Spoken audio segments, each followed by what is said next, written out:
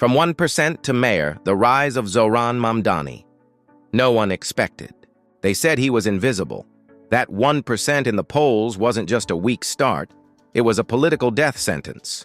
In a city where power normally comes prepackaged with money, family connections, consultants, and elite endorsements, Zohran Mamdani entered the race with none of these built-in advantages.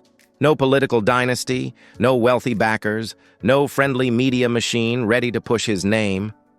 On paper, he wasn't a candidate. He was a footnote. Yet the moment he stepped into the streets of New York, something unexpected happened. Not instantly, not explosively, but slowly, stubbornly, like a spark refusing to die out. This wasn't an election cycle. It was a pressure cooker. And Mamdani, instead of trying to manipulate it, walked straight into the heat. In the beginning, people barely gave him a second look. He attempted to talk to pedestrians and was brushed off with classic New York efficiency. Pollsters didn't even bother adding his numbers into serious projections. Many analysts claimed he would likely drop out before the final stretch.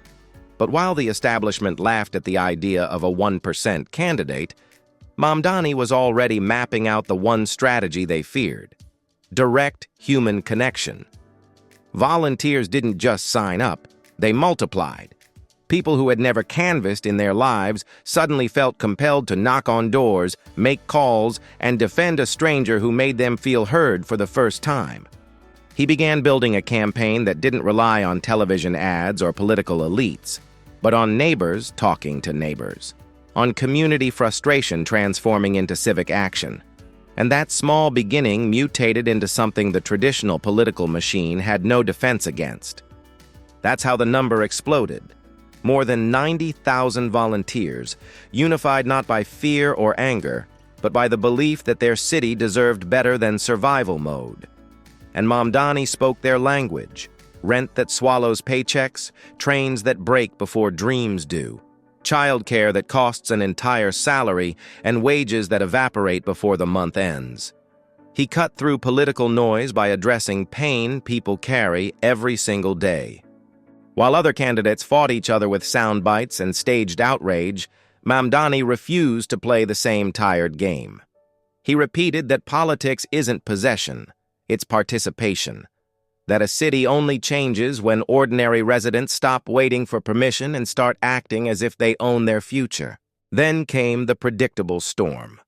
A young, brown, Muslim progressive rising in the polls triggered the ugliest reflexes of American politics.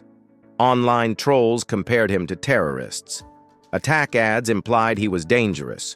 Rumors spread that he wanted to force everyone in New York to eat halal food. It became a circus, a loud, desperate attempt to trigger fear in voters who barely understood who he was. But here's the twist. Mamdani didn't bend. He didn't sanitize his identity to fit political expectations. He remained unmistakably himself, eating biryani with his hands on camera, refusing to stay silent on Gaza, and openly acknowledging the very things opponents said would destroy his chances. This authenticity didn't weaken him. It hardened the loyalty around him. And as his support grew, the political establishment panicked. They launched ads predicting the end of New York if he won. They screamed about chaos, collapse, and disaster. But Mamdani countered not with emotion, but with clarity. He explained what he would do and what he wouldn't. Rent freeze, yes. Faster, free buses, yes. Universal child care, yes. Defunding the police, no. Turning petty crime into a free-for-all, no. The line between idealism and irresponsibility was drawn clearly, and voters understood exactly who he was. Then came the night everything changed. A massive crowd, city lights, the buzz of history forming in real time. Mamdani walked onto the stage and quoted Jawaharlal Nehru. "A moment comes, but rarely in history." The crowd roared.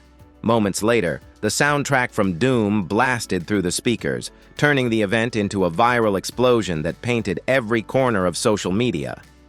But beneath the spectacle, the message was simple and devastatingly clear. The long shot had won.